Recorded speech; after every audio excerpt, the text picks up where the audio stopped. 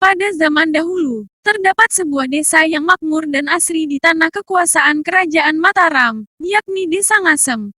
Desa tersebut dipimpin oleh seorang kepala desa yang arif dan bijaksana bernama Ki Selogondang. Ia memiliki seorang istri dan seorang putri cantik bernama Endang Sawitri.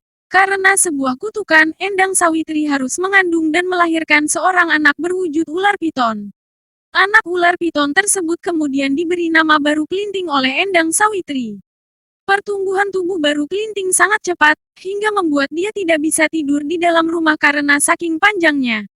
Ketika sudah menginjak umur 7 tahun, Baru Kelinting pun pergi ke Gunung Telomoyo untuk bertapa, demi melepaskan diri dari kutukan, sehingga dapat berubah wujud menjadi anak manusia pada umumnya. Ia bertapa dengan cara melingkarkan tubuhnya yang sangat panjang itu hingga mengelilingi Gunung Telomoyo. Saking panjangnya, kepala dan ekornya bertemu meskipun melingkari gunung. Malangnya, ada sekumpulan warga desa Patok, yang tengah berburu melihat sebagian wujud Baru Kelinting.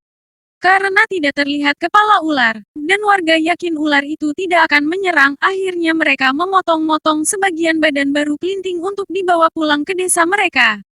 Baru Kelinting yang telah berhasil dalam pertapaannya, dan berubah wujud menjadi seorang anak manusia pun mendatangi warga Patok, yang sedang mengadakan pesta rakyat. Baru Kelinting meminta makanan kepada penduduk desa. Namun, keadaan tubuhnya yang lusuh, penuh luka dan memiliki bau yang amis, mengakibatkan penolakan warga, dan malah mendapatkan caci maki. Baru Kelinting bergeming dan tetap memaksa meminta makanan dan minuman pada penduduk desa yang sedang berpesta tersebut.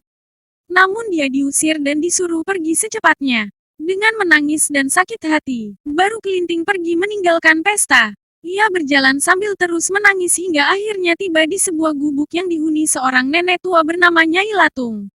Baru Kelinting pun meminta minum kepada nenek tersebut. Melihat kondisi anak tersebut yang memprihatinkan, Nyai Latung merasa iba dan segera memberinya minum dan juga makanan. Setelah selesai makan dan minum, Baru Kelinting pun kemudian pamit. Sebelum pergi, ia berpesan kepada Nyai Latung agar naik ke atas lesung ketika mendengar bunyi kentongan. Baru Kelinting kemudian kembali ke keramaian pesta yang menolak memberi makan tadi, dan dia menantang warga untuk mencabut sebatang lidi yang tertancap di tanah. Ajaibnya, tak seorang pun mampu mencabutnya, bahkan orang dewasa yang paling kekar sekalipun. Hanya Baru Kelinting yang berhasil mencabut lidi itu. Lalu keajaiban pun terjadi. Lubang bekas tancapan lidi tersebut menyemburkan air yang sangat deras. Semburan air makin lama makin deras dan menjadi air bah yang besar. Sontak kejadian itu membuat penduduk desa panik dan membunyikan kentongan sebagai tanda bahaya. Air bah mulai menggenangi desa Patok. Semua penduduk berlarian menyelamatkan diri. Di tempat lain, Nyai Latung mendengar bunyi kentongan dari kejauhan dan teringat pesan Baru Kelinting untuk segera naik ke atas lesung.